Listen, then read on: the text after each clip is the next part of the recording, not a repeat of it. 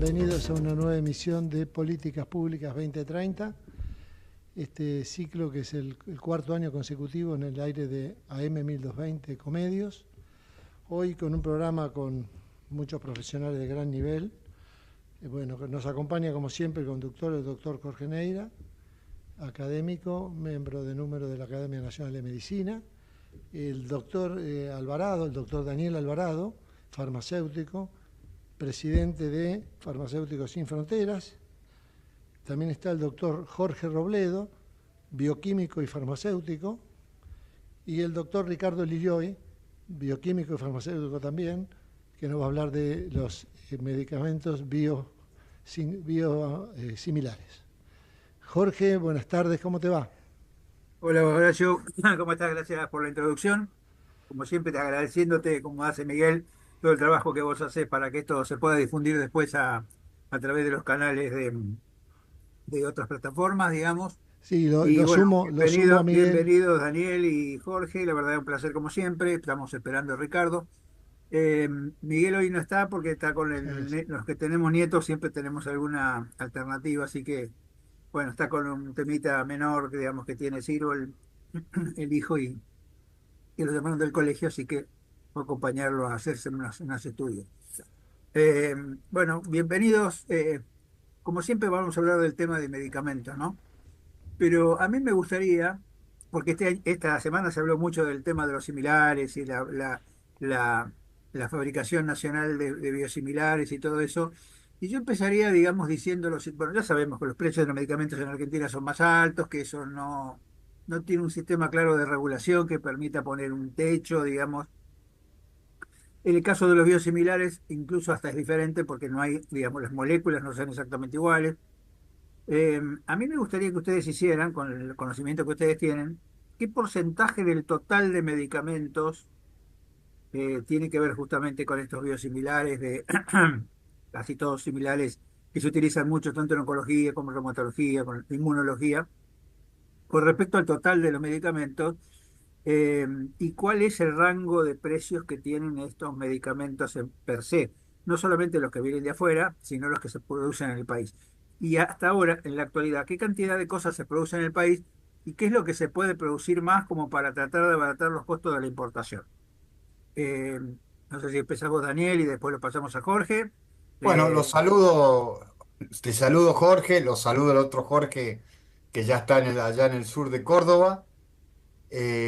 es Eh, casi un pampeano, me parece, ¿no? Este Jorge y está Córdoba. ahí en el límite, está en el límite. Pero bueno, en un límite tranquilo porque él es de una localidad de Jovita, que es una localidad chica, debe tener alrededor de 5.000 habitantes, corregime si no Jorge, o un poco Seis más. mil, 6.000, 6.000, 6.000. Lo mismo. ¿Son todos cordobeses o son del Imperio? Del No, interior. cordobeses. Cordobeses, No, con el Imperio no se juntan. Ah, del no, del Imperio de Río interior. Cuarto. No, ¿Eh? el imperio es Río Cuarto, nosotros Por eso, el no. Imperio solamente el recuerdo. Yo pensé que tenía un área de influencia. Y no No, tenemos tonada cordobesa tampoco. Ah, por eso te decía, claro, los corteses tampoco tienen. No. no. Claro. Bueno, Jorge, como vos decías, te cuento un pequeño detalle. Jorge es un colega que también está en Farmacéuticos Sin Frontera y un especialista en todo el tema de emergencia, catástrofes. Así que yo voy a hacer una pequeña introducción con respecto a lo que vos preguntás para disparar el tema también de biosimilares que ha habido tanto digamos, ha salido en todos los medios y demás.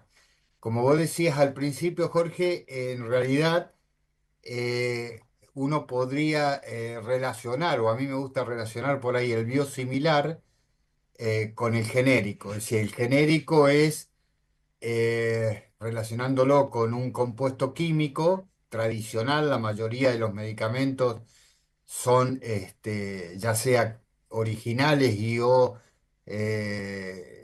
genéricos, que serían lo que más conocemos. Hace un par de años atrás, bastante, unos 15 años atrás, comenzaron a aparecer los llamados biológicos y dentro de esta rama aparecen los biosimilares, que serían los genéricos de las estructuras químicas. En Claro. general, el genérico tiene el mismo principio activo que el original. En el caso del biosimilar, en general se habla de que el principio activo es similar, no se habla de igual en cuanto al original. Ambos, tanto genéricos como biosimilares, contienen excipientes distintos, y ahí está la gran diferencia que vos marcabas, y me parece que es interesante conocerla, sobre todo por la gente que por ahí no está en el día a día. Es decir, en el tema del genérico, al contar con el mismo principio activo, lo único que piden todas las agencias regulatorias, ANMAT en el país, o la EMA en Europa, o la FDA en los Estados Unidos, lo único que se tiene que demostrar, y no es una cosa sencilla, pero se debe demostrar, digamos, el tema de la velocidad y cantidad digamos, el principio activo que ingresa al organismo. Y eso es conocido en el ambiente nuestro como estudios de bioequivalencia. Eso es Claro. lo que se pide en el genérico. En el caso del biológico, no, porque tiene pequeñas diferencias y al original, con el cual ahí sí hay que hacer estudios que tienen que ver, Estudio digamos, clínico. de eficacia, de cómo el organismo impacta ya dentro del organismo. Pensemos que, como dije, el ibuprofeno, el paracetamol o varios más principios activos son estructuras químicas ya conocidas. En el caso de los biosimilares sí, sobre todo estamos hablando de biosimilares, pero estamos hablando de productos que se iniciaron casi con las insulinas, las vacunas. Esos fueron los primeros iniciadores, y hoy ya directamente, por un tema que lo hemos hablado en otras oportunidades, que tiene que ver con la accesibilidad y el precio, han empezado a aparecer los biosimilares. Y no solamente en la Argentina, sino en todo el mundo. Y verdaderamente se producen diferencias de precio.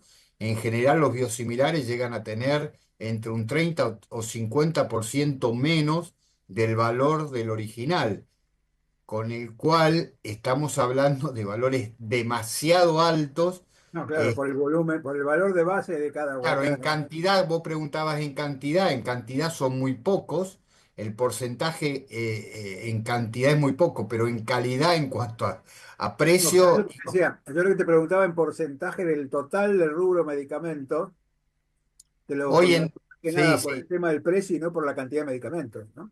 claro, hoy en general estos medicamentos, ya sea originales, con patente o biosimilares, deben estar incidiendo en un 20% más el otro 20% de estructuras muy caras, tienen que ver con las estructuras químicas. Esto en cuanto a precio, ahora en cuanto a cantidad, son muy pocos. Sí, Es claro, decir, claro. sí, digamos, esto trajo el principal beneficio que tiene, justamente es incentivar a la competencia, porque pensemos que este es un rubro o un sector muy especial, si lo miramos como mercado, donde no es transparente o es muy poco transparente. Y la ley de patente, más allá que uno puede estar o no de acuerdo, y hay que reconocer al que investiga y desarrolla, indudablemente hace de que sea menos transparente aún. En el caso de los biosimilares, aparecen una vez vencida la patente por eso ahora están apareciendo muchos, porque se están venciendo las patentes anteriores. Y te voy a dar un ejemplo para que entendamos todo de qué estamos hablando y por ahí cuál es el problema que tiene hoy el país. Yo cuando leí el artículo aparecido en los principales diarios, yo decía, bueno, esto se sabe ahora, indudablemente hay que dejar de estar en la teoría y pasar a la acción. Te voy a dar un nombre que seguramente vos como médico lo conocés, por ahí no es tu especialidad, pero tiene que ver con una molécula que es la Proncinumab, que en realidad el original se llama Keytruda, que es, digamos, un medicamento que en Argentina cuesta alrededor de 18 millones de pesos, Y ese medicamento de 18 millones de pesos lo fabrica el original, es Merck Sharpidon, que es un Claro. laboratorio alemán en su origen, hoy con muchos capitales, inversión y investigación y desarrollo americano. En Argentina el mismo producto lo produce Lea, Sí, capital sí. nacional, se llama Penrox y cuesta 18 millones de pesos. Es decir, ¿a qué voy? A que indudablemente va a haber que tomar, o quienes les corresponda, tomar decisiones, en este caso el Estado Nacional y o los financiadores, de empezar a profundizar este tema, porque acá se está dando aparecen los biosimilares, pero a precios similares al original. Por eso Eh, son biosimilares, además, porque son similares biológicamente y similares en en el precio. precio, claro. Ahí esa Así parte no que la entendieron, esa parte no se la confundieron.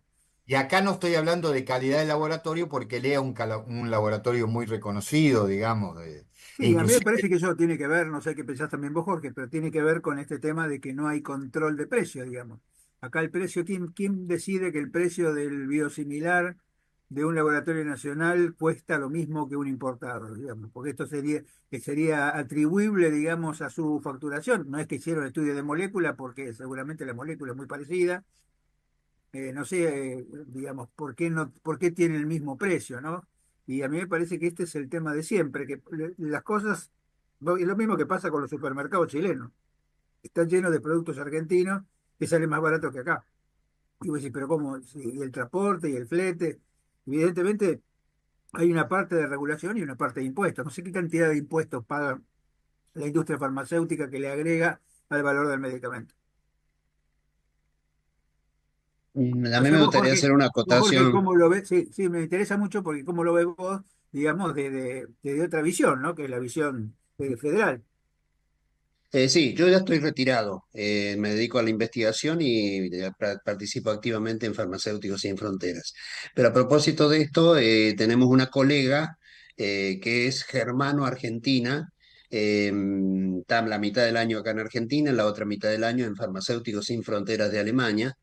Y hace aproximadamente 2 o 3 meses me contó un hecho muy pintoresco, más pintoresco, no es nada de pintoresco, es horrible casi, de que el mismo medicamento acá en Argentina sale 4 veces más que en Alemania, Claro. hablando, pasándolo a euros. Y no solamente, no es que sea un laboratorio alemán y otro argentino, un laboratorio del mismo, Roche.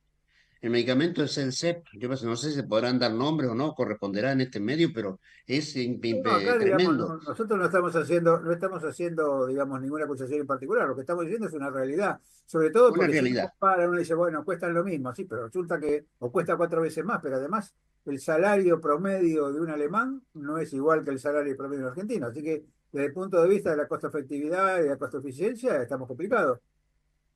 Y yo lo pude comprobar personalmente porque ella me pasó el link de una farmacia donde cuando se consumen se los puede comprar libremente y después hice la comparación con 2 o 3 productos más que son el mismo nombre comercial que tenemos acá en Argentina y en las 2 ocasiones me dio, en todas las ocasiones, las 3 ocasiones me dio 4 veces más el mismo medicamento en euros. Es impresionante. Claro. Ahora, hay una cosa que yo no entiendo, digamos, ¿por qué esto es así? Vamos, ¿qué te parece, Jorge? ¿Esto es así porque nadie controla? ¿Esto es así porque se puede controlar, pero resulta que la carga impositiva es alta? ¿Esto es así porque La carga uno impositiva me entiende que parece, sabemos, los que tienen patente de los medicamentos han hecho un desarrollo de investigación de moléculas y que la cantidad de moléculas que tienen que estudiar para que una molécula salga adelante son muchas? Yo estuve una vez en Eli Lilly en Estados Unidos, en Indianápolis, que es donde tiene la sede. Me decían que gastaban algo así como 10.000 millones de dólares en investigación, solamente en investigación por año, ¿no? O sea, tienen un presupuesto muy alto de investigación. Yo creo que después eso forma parte del precio del medicamento, porque ahí vos lo incluís. Ahora, cuando el medicamento ya deja de tener patente y no tenés que trabajar sobre la molécula ni que hacer ningún invento de la molécula, sino lo que tenés que hacer es manufacturar la molécula y hacerla, ¿por qué sale la misma cantidad? a mí lo que me preocupa en este caso, yo no sé si el medicamento no creo que debe tener la patente todavía, pero estamos hablando del mismo laboratorio. O sea, no estamos hablando de otro laboratorio que, Claro, digamos, claro. le tomó la molécula y la está fabricando. Estamos hablando exactamente del mismo laboratorio. ¿Y Y por qué la te carga parece que está impositiva esa no, diferencia? ¿Por qué está esa la diferencia? carga, no sé, yo creo que no debe haber mucho control de parte del Estado, pero no sé cuán nuevo es esto. Yo lo conocí ahora, a lo mejor esto viene de hace mucho tiempo atrás, pienso que debe venir, pero no entiendo las diferencias porque estoy muy lejos del tema de la industria farmacéutica y de la comercialización acá en el medio de la Pampa. Conocemos poco de eso, pero, pero por lo menos pude acceder a ese conocimiento, a esa realidad, a conocer esa realidad. ¿Y vos, Daniel, qué opinás? Bueno, alguna vez, Yo sé que siempre terminamos en un tema que es la transparencia. sí, alguna vez lo Es hemos la hablado, transparencia más oscura que conozco yo, ¿eh? por eso vos me has escuchado hablar de medicamentos de alto precio y no de alto Obvio, sí, costo. sí, O claro, sea, tal cual. cuando empiezan a aparecer más las informaciones, hoy en un mundo todo intercomunicado, y uno comienza a ver los estudios, y vuelvo a repetir, estoy a favor de la investigación y desarrollo y de conocerlo, de que se reconozca, también es cierto que después los precios en todo el mundo, y esto ha puesto un problema de sustentabilidad de los sistemas de salud en todo el mundo. En la Argentina se da una paradoja que la Argentina debe ser, yo siempre digo, es uno de los 3 países en todo el mundo donde la industria nacional es más fuerte que la multinacional. Es decir, la Argentina en plata, y ni hablemos en unidades, porque en unidades uno toma la obra social más importante del país, que es el PAMI, arriba de 5 millones de afiliados y la que conducen y que consumen los 5 millones, el 90% de las unidades son de medicamentos de industria nacional. Es decir, tenemos una industria nacional y eso es bueno. ¿Y qué está pasando ahora en estos momentos? Es que la industria nacional, a través de fundamentalmente de, digamos, de convenio, lo que se llama, porque en general ellos siempre tuvieron algún tipo de resquicio legal para, entre comillas, a mí no me gusta hablar de copia, porque daría una idea de que es algo eh, más bajo que el original, y la verdad que no lo es. Los laboratorios nacionales tienen una calidad extraordinaria, pero sí usaban ese artilugio. Lo que ahora con la ley de patentes, para que el país no sea sancionado, ya no lo pueden hacer, o lo están haciendo mucho menos, los que están haciendo alianzas con, obteniendo lo que sí es legal, que son las licencias para comercializar. Entonces, muchos laboratorios, los principales, están usando esa licencia para comercializar. Ahora, indudablemente, si acá no hay digamos, no el Estado como algo ineficaz, yo estoy a favor del Estado, a pesar de que hay una onda de que el Estado es de terror en todo. Yo creo en un Estado y creo en un Estado presente, pero por supuesto eficiente, eficaz. Claro. Y acá es muy importante que estén todos los sectores, como alguna vez también lo hemos hablado, y esto no está. Hoy este tipo de medicamentos que están saliendo al mercado salen por algo que se conoce en general riesgo compartido. Es decir, y se sienta tanto el Ministerio de Salud de la Nación con el apoyo dentro de COFESA por los ministros de salud provinciales, porque el problema lo tienen en todas las provincias. Absolutamente, la indicación es la misma.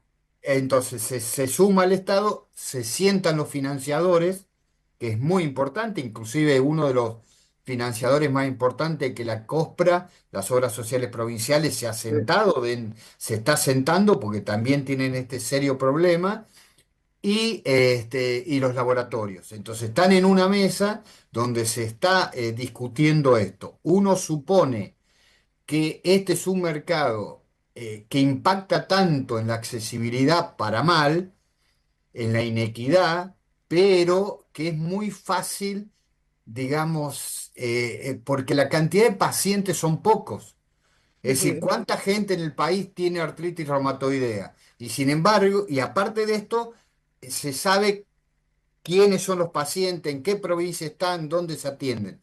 O sea, es muy, digamos, así como es muy malo por el tema del costo y es bueno por el tema de los avances científicos, y que no es lo mismo lo que se manejaba hace 20 años atrás, cuando uno tenía un dolor y se usaban los analgésicos comunes, los que se usa ahora, un antimonoclonal o demás, que verdaderamente mejora la calidad de vida. Entonces, todo esto se pone en la mesa, pero indudablemente sigue existiendo, por eso puse el ejemplo de este medicamento antineoplásico, donde prácticamente el Laboratorio Nacional tiene el mismo precio que el original, que aparte el original vence en el 28. Es decir, ¿por qué eso sucede? Sucede porque todavía no hay una transparencia. Está bien, el laboratorio multinacional tiene comercializaciones que está la confidencia, ¿viste? Todo de la confidencialidad, de no Obvio. mostrar, bueno. Ahora, esto es importante para que lo tomen todos. Usted en la Academia Nacional de Medicina, los farmacéuticos que dispensamos, los financiadores fundamentalmente, y por supuesto los, los, los que deciden, tanto sea gobernadores como el presidente. Y ahí viene lo que también hemos hablado en varias oportunidades, el tener una agencia de evaluación de tecnología, el tener una agencia de calidad, es decir, quién prescribe y quién no, porque no nos olvidemos, No, y claro, creo acá está liberada la prescripción, digamos. y claro, porque aparte en esto se está dando algo que los que estamos en el mostrador lo estamos viendo, porque si bien hay protocolos donde vos como médico, si vas a prescribir algo, tenés que seguir un protocolo, entonces, ¿qué están haciendo? Muchos, no muchos, pocos pero importantes médicos eliminan el primer punto y pasan al segundo, tercero, que son los más caros. Entonces, cuando Claro. en un biosimilar empiezan a usar una marca, luego el juez cuando decide por un recurso de amparo, cuando le llega a la Pone con la justicia, marca, lo pone con la marca y no con el claro, producto. para que siga tomando el mismo que está tomando. Claro. Inducen con las muestras médicas. Es decir, la muestra médica induce el primer mes de tratamiento, los primeros 3, 6 meses de tratamiento, son gratis para el paciente. Ahora, después tiene que seguir con el mismo, porque acá está el tema del biosimilar. Alguna vez también hemos discutido el tema del genérico, la sustitución, la intercambiabilidad. Pero acá es más serio hasta que se tenga más datos. Digamos, acá verdaderamente estamos hablando de medicamentos que el biosimilar tiene, como dije al principio, demostrar clínicamente que es el mismo que el original. Y bueno, acá no se empieza muchas veces las prescripciones y el diagnóstico a través del original, sino a través del biosimilar. Y yo estoy de acuerdo con el tema de la prescripción, ¿no? Y ahí le iba a preguntar a Jorge justamente, digamos, en lugares de menos recursos, donde por ejemplo no hay un reumatólogo que lo indique el SUMAB, o no hay un oncólogo especialista en lo que se está indicando, ¿quién es el que indica el medicamento, Jorge? ¿Me lo indica cualquier profesional? Sí, lo indica el médico de familia, pero de todas maneras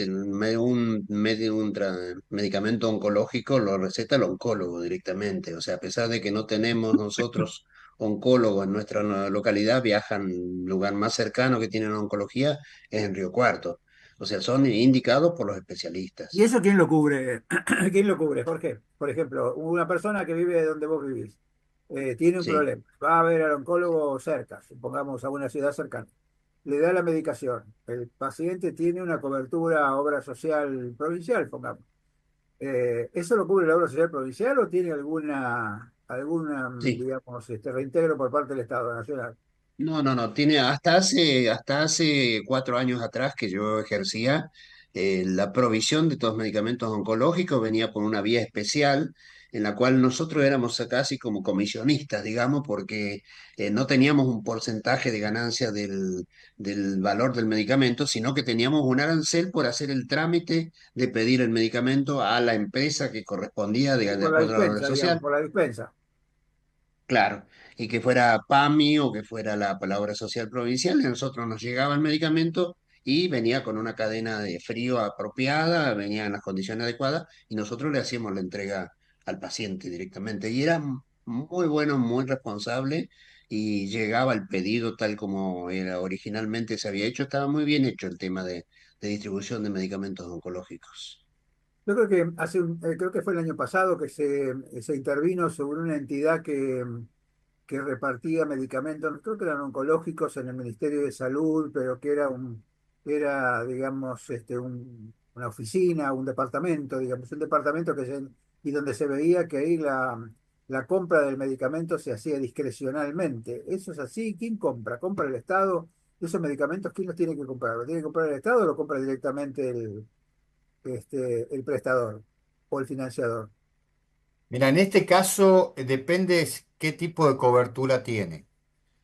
Eh, Hoy se está dando en la parte de salud que el banco de oncología, por ejemplo, que para aquellos pacientes que no tienen cobertura, eso lo compra el Estado. Y el Claro, eso Estado está en claro, eso está general claro.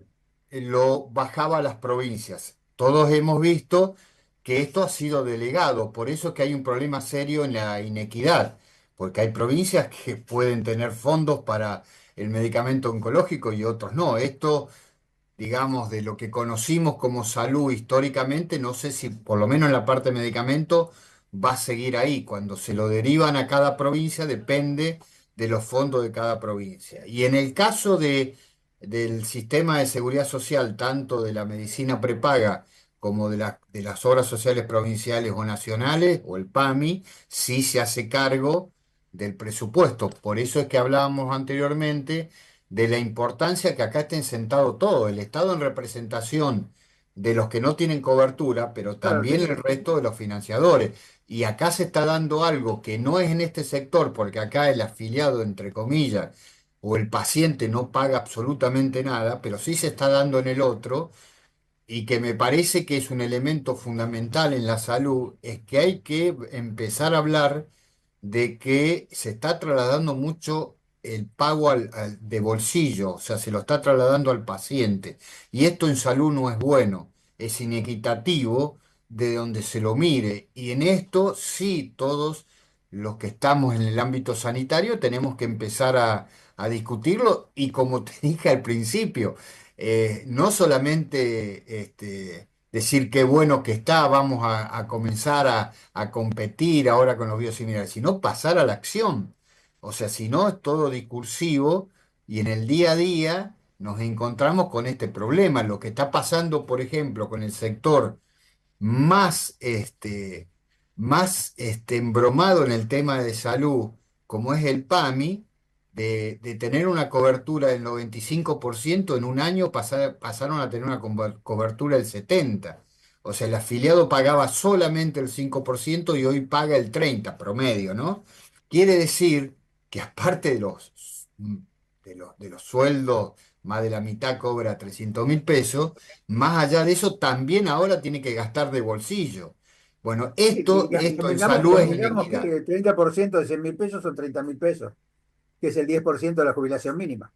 Tal cual, tal cual, Eh, tal Entonces a cual. mí me parece que este es uno de los inconvenientes que yo creo, y ahora nos tenemos que ir al corte dentro de unos minutitos cuando nos avisen, pero de cualquier manera me parece que para después, ¿no? Está el tema de la compra, ¿no? Si, digamos, siempre hablamos de la compra centralizada, de que se junten todos los actores y se hagan compra centralizada, como se hizo alguna vez con el PAMI cuando estaba nuestro amigo eh, eh, y Sergio, Sergio Casinotti, y me parece que esta podría ser una opción. Pero estas son cosas que no se escuchan. Yo siempre digo cuando tenemos las reuniones, es que acá parece como que el ministerio larga la cosa y después ve qué pasa.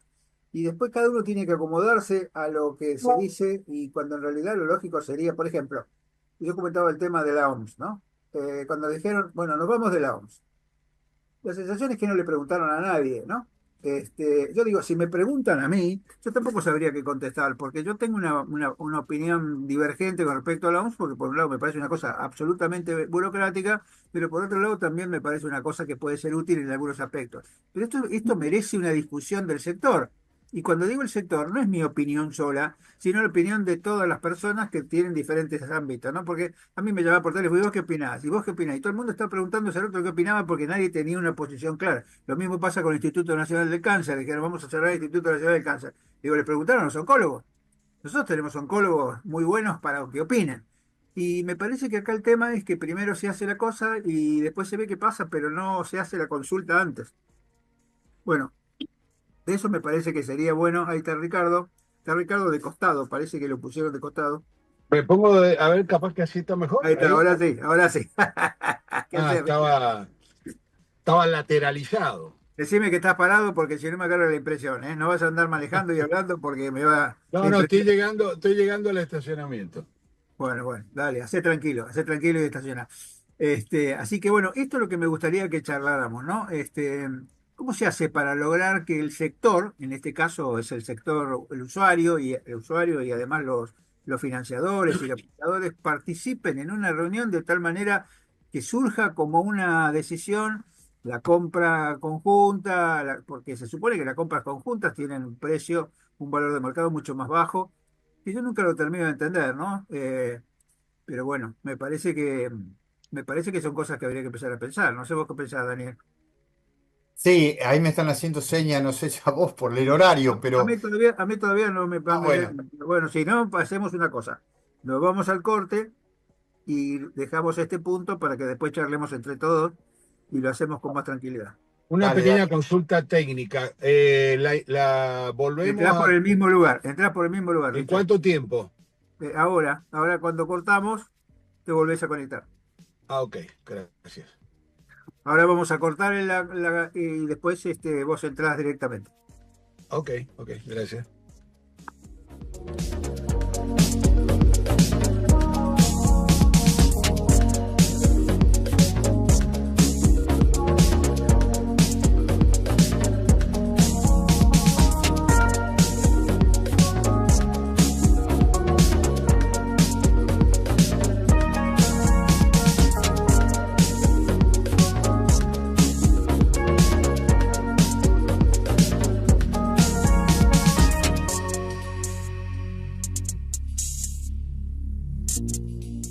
Ecomedios.com AM1220. Estamos con vos. Estamos en vos. Informate en ecomedios.com. Seguinos en TikTok, @ecomedios1220.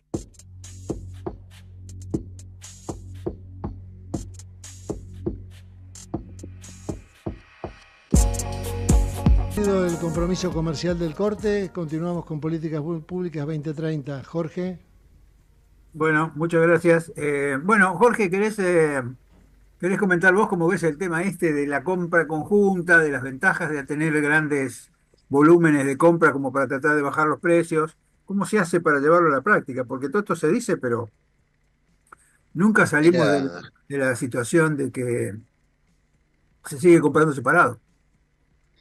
yo siempre tuve la idea desde que comencé mi actividad profesional, la idea y el convencimiento de que para un farmacéutico no había mejor aliado que otro farmacéutico, pero lamentablemente pocas veces se ha logrado cumplir ese propósito. Y toda mi vida intenté, tanto como bioquímico como farmacéutico, de fomentar la unión entre pares. En ocasiones lo he logrado. Inclusive estábamos acá en un pueblo pequeño y cuando hicimos la agrupación entre los farmacéuticos logramos pelear con una obra social y tener bonificación cero. Este, y creo que este criterio de aunamiento profesional es totalmente compatible con el aunamiento comercial, que todavía puede ser hasta mucho más fuerte desde la rentabilidad económica que puede tener uno con cualquier medicamento, a la vez que puede llegar a trasladarse. Esa disminución del precio puede llegar a trasladarse al paciente con el consiguiente beneficio para la población. Así que no me cabe ninguna duda que tendría que existir, pero a veces es medio complicadito, digamos, porque se mueve demasiado dinero, cuando se mueve demasiado dinero hay demasiados intereses y se puede chocar con barreras que no son difíciles de Sí, traspasar. pero digamos, uno no entiende cuáles serían las barreras, porque finalmente esto beneficiaría a los financiadores.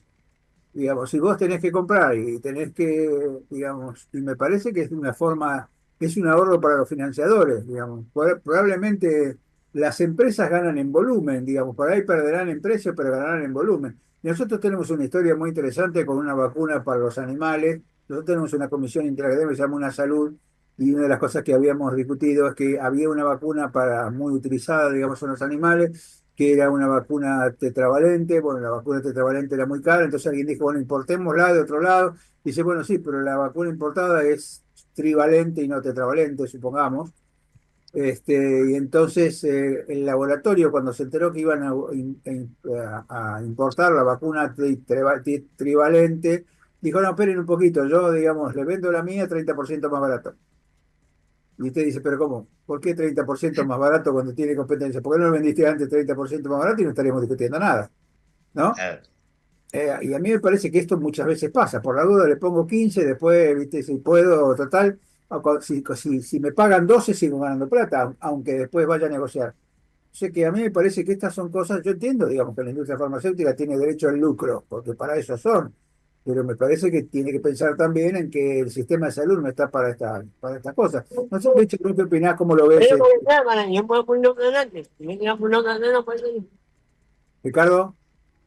Sí, sí, no me estaba hablando un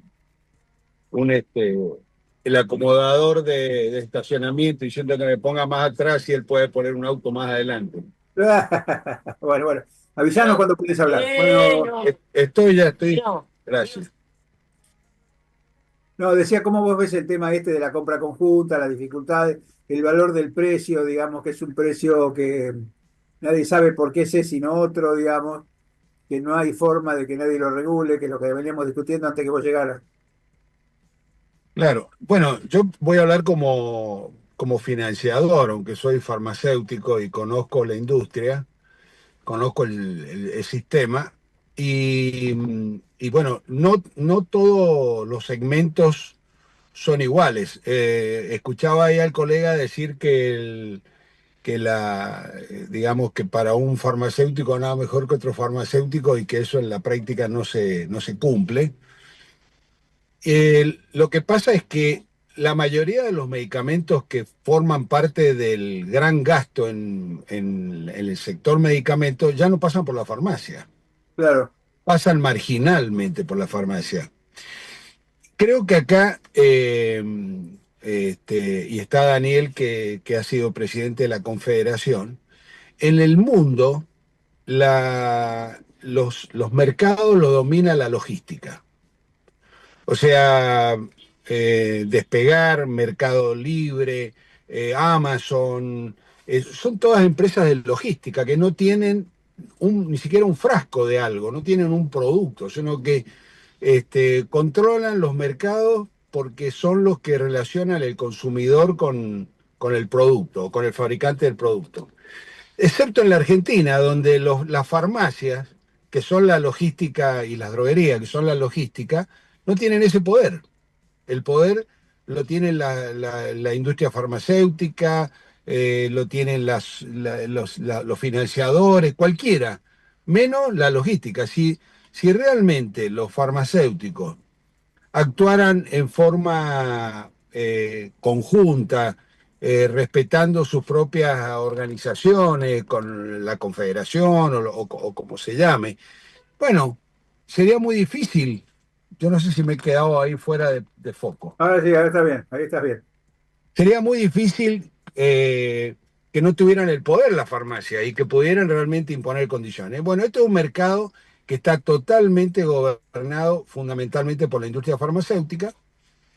Es un mercado muy, muy regulado. El 65% del gasto del medicamento hoy es alto costo.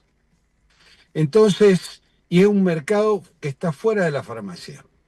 Y los laboratorios que manejan eso tienen en la Argentina precios que están 5 o 6 veces el mismo producto que lo tienen en el extranjero. ¿Por qué no repetís otra vez para la cantidad, el porcentaje del alto costo? El Para que, alto costo el alto costo en la Argentina hoy es el 65% del gasto en salud en medicamentos. claro, eso es lo que habíamos hablado. Y si el gasto del medicamento es un 40% ahora del total del gasto en salud, estamos hablando de un 25% más o menos. Exactamente. Entonces hoy, yo cuando los laboratorios multinacionales dejaron la Argentina, dejaron grandes complejos industriales, yo decía, qué raro que estos tipos se vayan y dejen todo este mercado y se lo vendan a la industria nacional. ¿Por qué? Porque ellos hicieron una gran conversión y empezaron a trabajar los productos de alto costo, que son pocas unidades, no tienen la complejidad de la visita médica porque se trabajan con un padrón muy pequeño de profesionales que los prescriben, con estudios de abogado, y armaron un negocio totalmente nuevo, distinto al de la industria farmacéutica tradicional, que sigue en ese porcentaje, el 35%, trabajando con la farmacia. El resto está fuera. Y es un negocio totalmente distinto. O sea, es un negocio donde, por ejemplo, intervienen fuertemente los estudios jurídicos. Porque el patrón acá es los recursos de amparo, Claro, sí, sí, el la amparo. judicialización. ¿Eh? Sí, sí, el amparo que va al juez y el juez lo que hace es Entonces, darle claro, curso. es un negocio donde no importa convencerlo al médico para que prescriba un medicamento. O sea, el médico está dentro de la organización, está dentro del sistema, Claro, como está el estudio jurídico. Entonces, eso es un modelo donde nosotros podríamos decir, bueno, se va a abaratar si se licita. De la única manera que esos productos podrían valer menos en la Argentina es con una ruptura de todo el sistema de regulaciones que han ido imponiendo ellos mismos para lograr que este mercado no pueda ser alterado por nadie. sí, Entonces, tal cual. por ejemplo, hay los productos que manejan estos laboratorios valen en la Argentina 5 veces lo que valen en Chile, lo que valen en Uruguay, lo Sí, que sí, valen en sí. Miami. 5 veces el mismo producto. Y además Ahora, acá es ¿dónde? un problema de mercado, porque a veces te dice, bueno, con este mercado, el mercado argentino es diferente del mercado americano, el mercado europeo, pero el mercado uruguayo es más chico que el argentino, es decir, no es un problema de volumen de mercado. Exactamente, o sea, teóricamente tenía que ser al revés. La Argentina es un mercado que es eh, 6 veces el mercado uruguayo, debiera ser mucho más barato, sin embargo es más Claro, caro. Lo que pasa es que acá también hay un enorme sistema de corrupción, donde los propios laboratorios han creado, los gerentes de los laboratorios han creado droguerías, y esas droguerías son las droguerías que a su vez pagan los concursos, los congresos, pagan honorarios extras, etcétera. O sea, el sistema está muy encarecido, no por un tema de escala, está muy encarecido por el modelo. claro, sí, sí, sí. A mí me parece que hay que trabajar sobre el modelo. Bueno, vamos a pasar a algo un poco más agradable en el sentido, no de lo que pasó, que fue la desgracia de este tema de Bahía Blanca, que la verdad que yo creo que está claro, digamos, que estas cosas que pasan, ¿no? Yo vengo insistiendo hace mucho tiempo, así como decimos siempre que los accidentes no son accidentales, sino que son la consecuencia de una cantidad de hechos y circunstancias que siempre se pueden evitar. Los desastres naturales, la palabra desastres naturales es un oxímoron porque lo que es natural es el fenómeno y el desastre es la consecuencia de la vulnerabilidad de las personas, ¿no? Y ustedes se analizan lo que pasó en Bahía Blanca, yo creo que llovió mucho, es cierto, llovió mucho de golpe, pero digamos, esos son fenómenos previsibles, sobre todo en esta época de cambio climático. El problema es que no se trabajó lo suficiente, digamos, en los muchos años en todo lo que tenía que ver con la vulnerabilidad y cuando la vulnerabilidad no se tiene en cuenta pasan estas cosas. Por suerte, hay gente que es muy solidaria, fíjense el tren solidario y todo eso, y yo sé que Farmacéuticos Sin Frontera hizo un excelente trabajo en ese sentido, y entonces le voy a pedir a Daniel y a Jorge, porque Jorge también está aquí como representante más de Farmacéuticos Sin Frontera que de La Pampa, ¿no? De La Pampa en sentido Pampa, ¿no? En sentido de lugar geográfico. Sí, sí. Así que Daniel, tenés 10 minutos Mira, para Jorge, contarnos. yo porque, bueno, aprovecho para saludar a Ricardo que este, termina de hablar. Es un Este, tema interesante lo de Ricardo y me parece que da para que nos juntemos otra vez, para digamos, seguir. Andrés, para seguir con este tema, porque creo que esa es la línea. La línea es Me dan ganas de no contradecirlo, sino a la vez, mejor todavía, sumarme a lo que estaba diciendo, pero eh, está Jorge y Jorge merece el respeto, es un colega que ha estado desde los terremotos de Haití, ha estado en Chile, ha estado, bueno, y básicamente está en Farmacéuticos Sin Fronteras. Lamentablemente lo que está pasando en Bahía, lo que pasó en Bahía con las inundaciones sigue pasando en todo el país y No, en todo el claro. mundo, no solamente con inundaciones, sino también con incendios y varias cosas más. Y alguna vez también contigo lo hemos hablado, Jorge, este, de hacer alguna reunión, alguna jornadita que tenga que ver con la incidencia del cambio climático y una serie de cuestiones. La NASA acaba de anunciar ayer Sí, sí, el que aumento de la temperatura. el aumento de la temperatura que está por encima de lo que ellos estaban calculando. Eso ya Así se que sabe, eso ya se sabía por cómo venía. Es es muy interesante. complicado. Así que yo le daría la palabra a Jorge.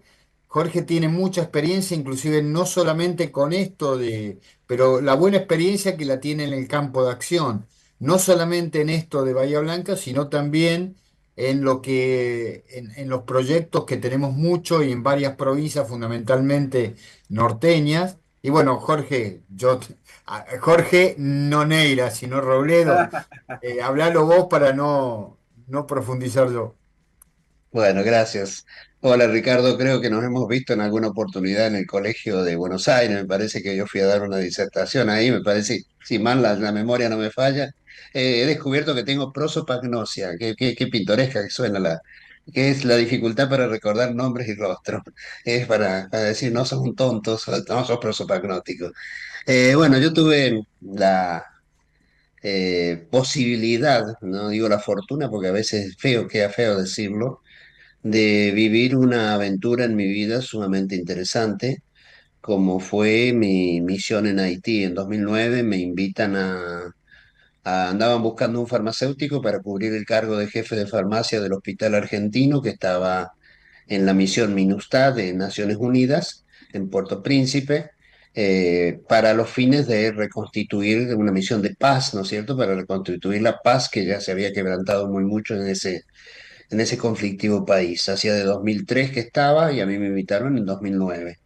Y me pareció interesante la propuesta porque yo había estado como una beca como docente un mes en California en 2001 y digo, bueno, ahí me tengo la oportunidad de haber ido, entre comillas, al mejor lugar del mundo y ahora voy al peor lugar del mundo. O sea, la idea era para hacer un balance antropológico. Este aquí que cuando ingresé en Campo de Mayo, que empezamos a hacer unos cursos, algo así, a los 2 días ocurrió el terremoto de Haití, que fue la mayor catástrofe de la humanidad en cuanto a vidas humanas que se llevó, porque murieron 250.000 personas. Pero Jorge, lo interesante es que el terremoto de Haití no fue tan intenso como el que fue en Chile después, que hubo solamente 500 víctimas. Por eso volvemos al tema de la vulnerabilidad, ¿no? Creo que es el ejemplo, Haití es el ejemplo clásico de la vulnerabilidad. Cuando te preguntan cuántos haitianos se murieron, entre 200 y 300.000. Es un debido estándar grande, ¿no? Como para decir entre 200 y 300.000, ¿no?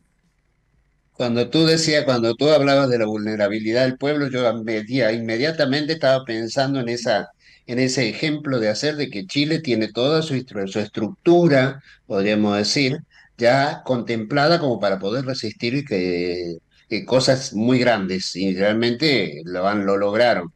En cambio, Haití, por ejemplo, no, por empezar, tampoco tenía historia de terremotos previos, y así que esto fue una sorpresa. Sí tenía historia de huracanes y todo eso, que es una zona propicia, pero no de terremotos. Claro. Y bueno, fue una experiencia, no puedo decir linda, pero fue sumamente interesante desde muchos ángulos.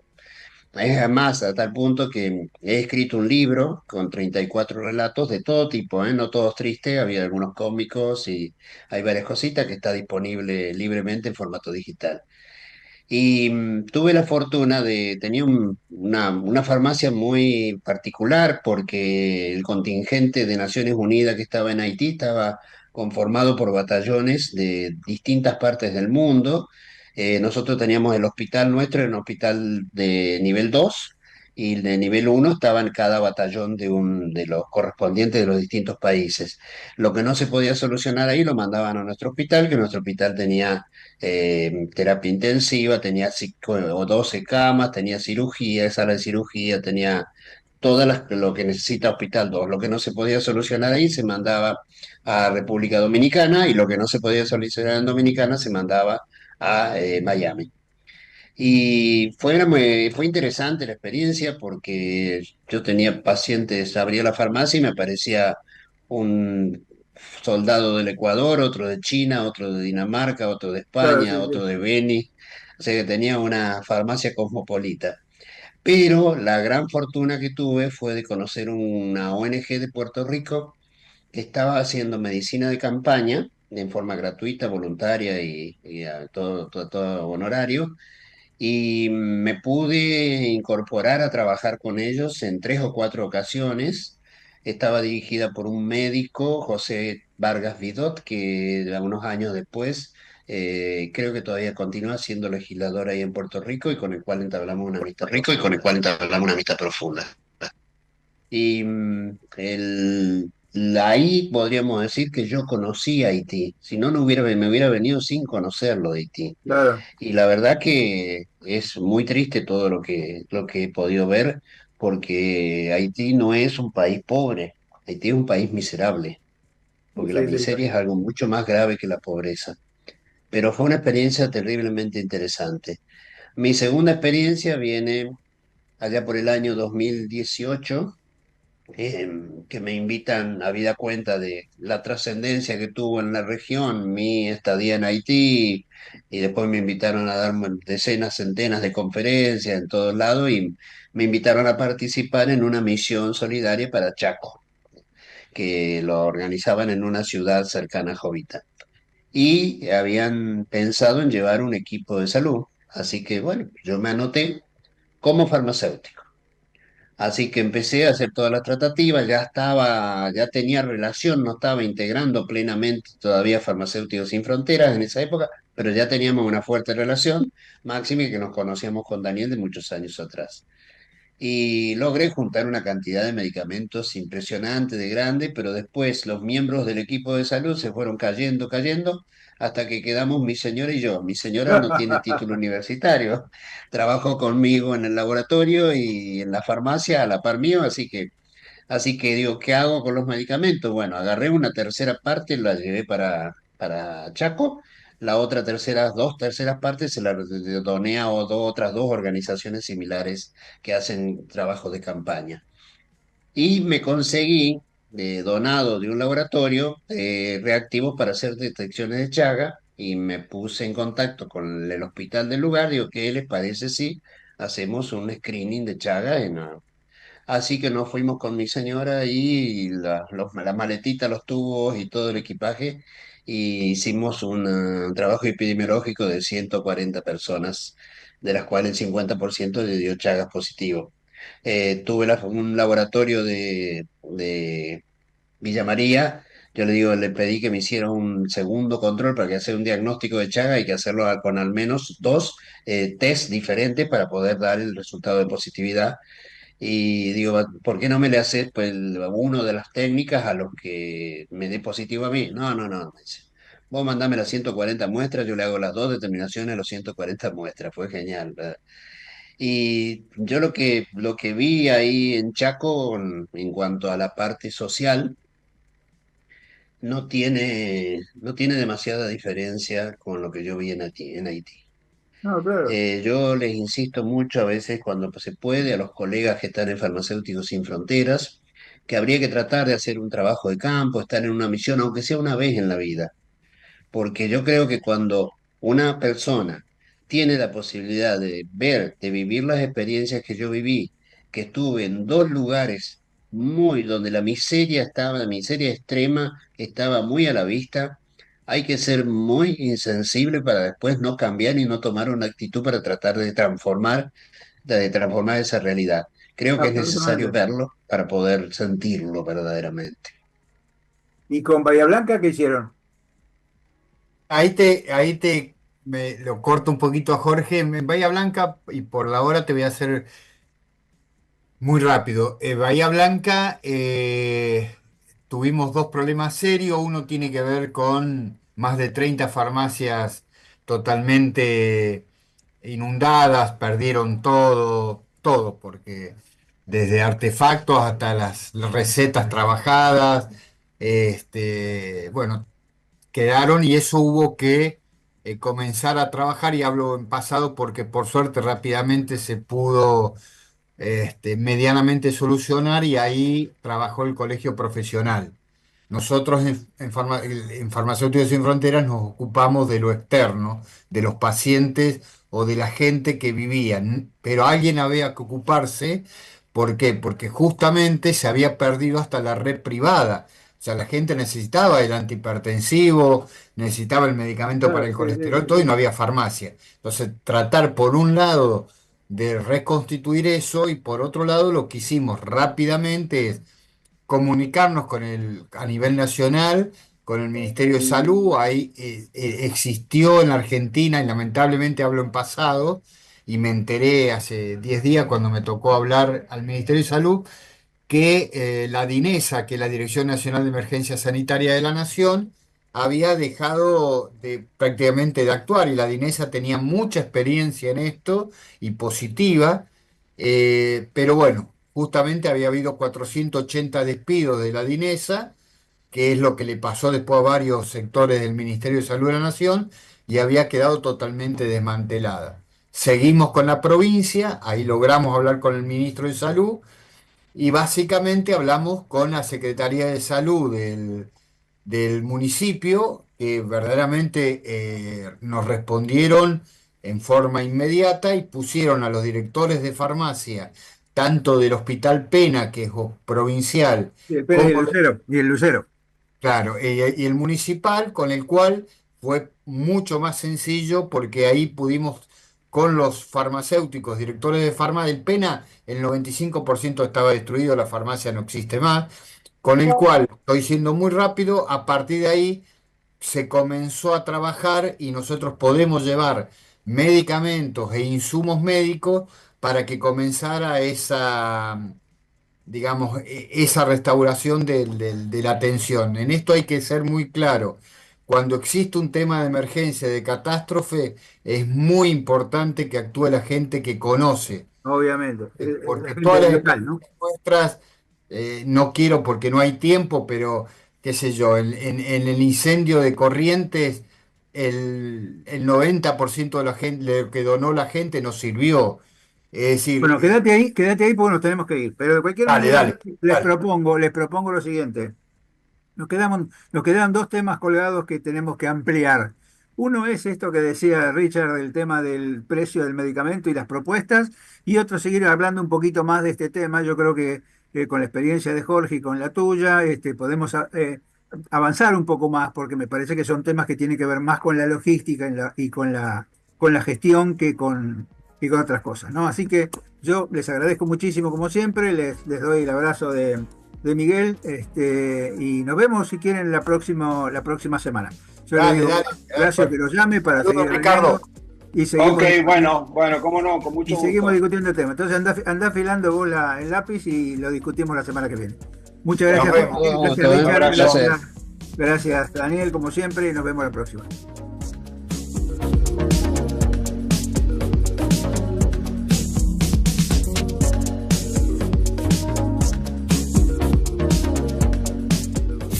Desde Buenos Aires, transmite LRI 224, AM 1220, Ecomedios.